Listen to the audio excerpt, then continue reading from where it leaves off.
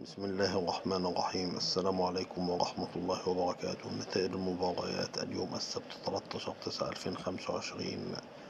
الدوري الكويتي وترتيب الهدافين وجدول ترتيب الفرق.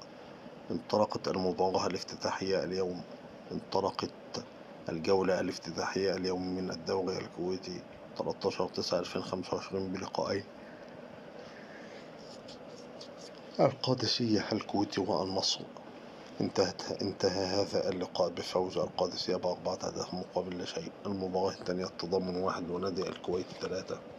بهذه النتائج وفوز القادسية وفوز نادي الكويت القادسية على النصر ونادي الكويت على التضامن، يصبح جدول ترتيب الدوري الكويتي: القادسية 3 نقاط، الفحيح 3 نقاط، نادي الكويت 3 نقاط، العربي 3 نقاط، السالمية وكظمة لم يلعبوا، الجحراء 0، التضامن 0، الشباب 0، النصر 0. أما عن ترتيب الهدافين: طه الخنيسي نادي الكويت هدفين، بدر المطوع القادسية هدف، عبد الرشيد عيد الرشيدي القادسية هدف، محمود عبد المنعم كهرباء القادسية هدف. لا تنسوا الاشتراك في القناة.